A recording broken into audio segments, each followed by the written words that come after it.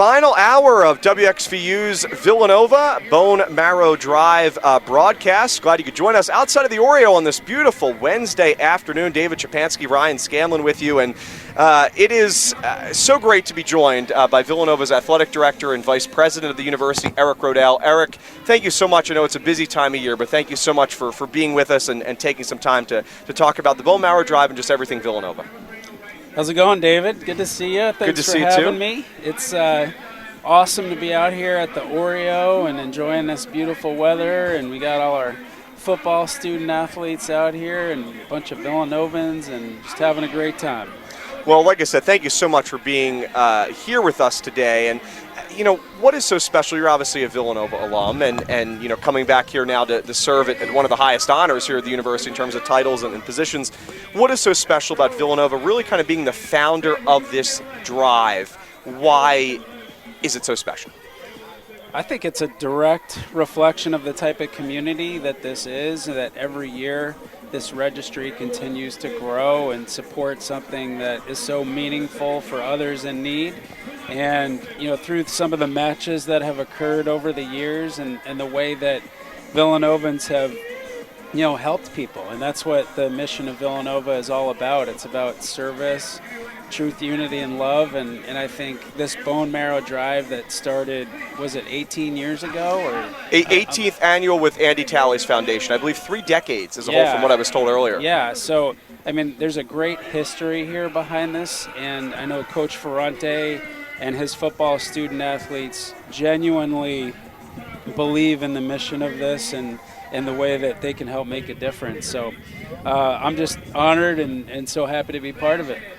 In your first year as athletic director, it's your first drive. So coming out here just for the few minutes that you were here, how does the football team, you know, kind of can assume that, you know, they're out here peppering people to, you know, save a life, but after, you know, the people listen to them, from your standpoint, seeing them, what they're doing to help get, we're 3 away from 100 here on campus. What does that mean to you as an athletic director to see, you know, student athletes such as the football team come out here to help potentially be kind to students, to help them get into the Conley Center and help them potentially save a life? Yeah, it's great to see. I mean, we're sitting here watching them right now, and they've transitioned to karaoke. We've got a mini concert going on in front of us, but I think this really shows you not only the power of Villanova's community, but the power of sport. And athletes, you know, are real leaders in society and here on campus, and the way that our football student athletes embrace this opportunity to make a difference, it's really cool to see. And again, I think it shows what kind of platform that we have through athletics and through sport to really make a difference, and that's what this is all about. Eric, a ton of success for the athletic program, really this season especially, right? Villanova football returns to the semifinals for the first time since 2010. Both men's and women's basketball teams make March Madness. You can go on with women's lacrosse's biggest program win against number 2 Stanford a few weeks ago. The water polo team, 3 consecutive 20-win seasons for the first time in program history. Tennis, softball, so on. Softball 50th anniversary this year, so on and so forth. Just what has impressed you about the athletics this season here at Villanova, and how proud are you to oversee these accomplishments? Well, it's all about the student athletes and all the great support that they get. You know, we've got an amazing leadership team in athletics that I have the privilege of working with every day, and you know, the support across all the different areas that really go into creating the environment for our teams to go out and have that kind of success. And you know, I could go on and on about the job that our coaching staffs do, and you know, Coach Ferrante is one of the best out there, and the consistent way that he leads the young men in our football program. And Coach Dillon, again, a true Villanovan, somebody who cares deeply for this place. And you mentioned men's basketball, and Coach Willard has gotten off to a great start in his first year, both on and off the court. And so we're really proud of it. And you mentioned a number of sports, and broad-based excellence and achievement across all of our 24 sports is something that is really important to us. So, our job as an administration is to come in here and try to figure out what kind of things we can do to help best position everybody to be successful. And so, really pleased with this year and still a lot of work to do going forward. Yeah, I think the main focus of why we're here today is, the football team and such things. I just wanted to, for our listeners that don't know much about what that move was look like and how that can change, the future of the program in terms of starting rivalries and things like that on and off the field. Yeah, the CAA has been a great home for Villanova football for a long time, and we established some great rivalries in that conference. We had a lot of success. It was long thought of as the top FCS conference in football. And with the changing landscape, things started to change a little bit with the makeup of the CAA and, James Madison going up to FBS and Delaware going to FBS and certainly Richmond and William and Mary joining us to the Patriot. And I think that the opportunity in the Patriot League is really to align ourselves with a group of schools that look a lot like Villanova in terms of the emphasis on academics, their geography, just their overall approach to student experience. And they're very committed to athletics as well. And we just had the Patriot League on campus yesterday, visiting with a number of our staff and just getting familiar for our staff with the conference and vice versa.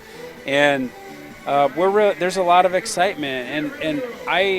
And all the things we've done in the 15 months I've been here, that's one of the things that I think was just resonated so deeply with a lot of people, that especially those connected to football, that feel like this is going to be a great home for our football program. The types of regional rivalries that we can establish with all the great members of the Patriot League. And I think they've got a great vision for that league moving forward. And obviously we had a great little prelude to it when we played Lehigh in the playoffs this past year. And what a great environment they had up there. It was. The student turnout, the turnout that we got from our fans. So hopefully that's a real sign of what's to come, and creating more regionality with our schedule and just building a foundation there. Just joining us out there here on WXVU Villanova, Eric Roedl joining us here in the 1 o'clock hour.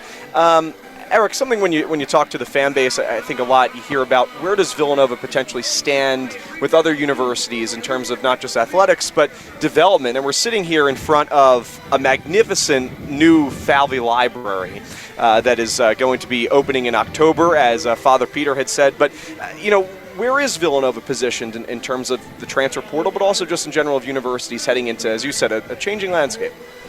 Yeah, I mean, that's a loaded question. Sure. We could talk about that one for a while, but obviously we're right in the middle of the transfer portal for men's and women's basketball. And, yeah, our coaches definitely have some priorities and some work to do, and they continue to recruit out of the high school ranks as well. And, what I would say is, we've certainly done everything we can to adapt to this changing world, and the transfer policies that are in place right now, or lack of transfer policy, it lends itself to a lot more movement. And we'll maintain that this is not a transactional place. This is very much a community. We want student athletes to come in here for more than just a sport or for a transaction. But that is part of the world that we're living in right now, and we've got a coaching staff and a tremendous base of support around what it takes to be successful in this world, especially in men's and women's basketball. And the response we had this past year from those who are most passionate about Villanova basketball has been truly remarkable. It's been amazing. A lot of that work started before this year with Friends of Nova, and some of the people that were involved with that have done great work, led by Randy Foy. And now that we're able to bring a lot of these things in-house, it's shifted a little bit more now. But we're getting incredible support, and it really demonstrates what success in athletics means to the Villanova community. Yeah, and just wanted to hear, just the development of, all these spaces and things, but how can a campus such as the new campus Cabrini help, the landscape of athletics moving forward? Yeah, Cabrini's going to be great, and we're excited about a lot of the opportunities over there. There's obviously some fields and some spaces with a campus like ours that we don't really have the luxury of a lot of open space. So Cabrini, I think first and foremost, is going to be a great addition to student life at Villanova. There's going to be about 1,000 or 900 beds over there. We're going to grow enrollment over a 4-year period. And, the students at Villanova are very active. They love recreation. They like to compete, whether it's club sports, intramurals, going to the gym. And Cabrini's going to deliver a lot on that front. And so we're excited about that. And there could be some opportunities here as well with varsity teams as well down the road. So we're still working on some of that, but very excited about all the things that Cabrini's going to bring to the student experience, and then down the road with Rosemont as well, right? Yeah. Well, we won't be here as students for it, but we'll definitely come back, of course, and check out with everything. Probably complete. I mean, not probably. It will be completely different, most likely when we come. Well, maybe not, but we'll see. You mentioned, Eric, a lot of fan and student support over this last year for athletics. What are some things that, possibly some new things that people can be on the lookout for over the next few months for the upcoming school year, but also especially related to football season? I know you guys had started to do some more student tailgates for some of the games. What can you share in terms of things to be on the lookout for? Yeah, I mean, you mentioned football, and since that's kind of next up in the cycle at this point, after we finish this academic year, I think we learned some things, and we're going to work really hard with campus to have a real institution-wide effort led by athletics to try to create energy and excitement, throughout the football season. We made a big push around that semifinal game, and we did some things like, promotions and fun things with trying to get people out on a cold Saturday night right around Christmas. Just a little cold. It's that cold. And the Villanova community's response was great. We didn't have our students here; they were home, and yet we still had 6,000-7,000 people in the stadium. So we're going to try to build off that momentum, and it starts with the students. And you mentioned tailgating. We're working with student life on new ways to engage our students and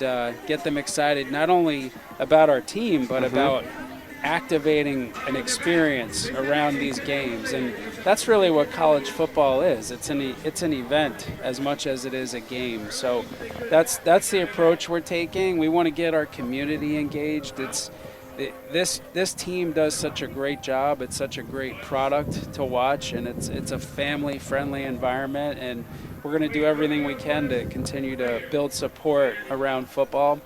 We've got some fun things that we're working on with game day experience, whether it's chairbacks on seats or new food and beverage offerings or new tailgate spots. We're working on some on-field kind of end zone hospitality suite areas potentially. We've got a lot of things that we're kind of studying right now and working through.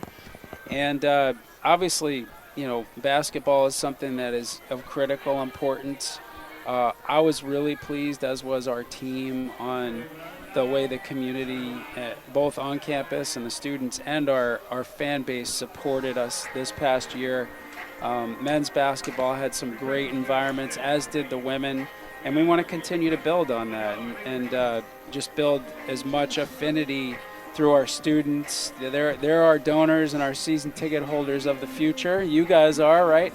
And so we're going to continue to spend a lot of time on that, and just put a first-class environment together for men's and women's basketball that's really reflective of our competitive aspirations, which is to win championships. Speaking about basketball, obviously both teams, men's and women's basketball, made the tournament, as we had mentioned earlier. I'm sure everybody that's listening knows that, but what was that experience like for you as the athletic director of Villanova? Obviously you went here, but first time as the athletic director and vice president of both basketball teams making March Madness. What was that experience like? It's incredible. I mean, the seasons always have some ups and downs, and the way that both of those teams competed throughout the season, and I feel like they really under pressure and the lights did an amazing job, and they had great support from their coaches and from this community, and I think it's foundational for us. We want to continue to build on that. I think if you were sitting here talking to Coach Willard and Coach Dillon, they'd tell you, well, that was great, but we want more. And we all want more, but I, as you said, am really grateful and appreciative, number one, for the opportunity to be here in this role and to be involved and affiliated with all this, but really proud of the teams for the way they competed and to make the tournament this year. We had the stat we dug up that you talked about football, and so Villanova was one of 5 schools that made both men's and women's basketball NCAA postseason and either the FCS playoff or the CFP playoff. And the other schools, I believe, were Alabama, Georgia, Texas Tech, and not sure who the other one was, but they were all major Power 4 football schools. And so we're proud of that. That's the way we want to compete. Well, that's a great spot to be with some of the other best schools in the nation. It's such a great year for Villanova athletics, Villanova as a whole. Absolutely, and we appreciate all you guys do, and thank you. I know you're out promoting every day, and it takes a village, and certainly appreciate that. Well, thank you so much, Eric. And again, just want to thank you for everything over the last few years, couple years now, last few months. So really just thank you for everything. And again, Eric Roedl joining us here on our WXVU Bone Marrow Drive broadcast. I appreciate the time today, Eric. Thanks, David. Thanks, Ryan. Well, we'll see everybody soon after this break. Again, when we come back, we'll begin to wrap up our Bone Marrow broadcast. Again, the drive lasts till 2 p.m. You can get swabbed and join the registry in the lower level of the Connolly Center. Only takes about 5 minutes, or you can head over to Driscoll Hall, the home of the Fitzpatrick College of Nursing. So still have some time to do that. We'll take a break here on WXVU Villanova Student Radio and be back in just a few moments. Again, thank you to Eric Roedl for joining the broadcast.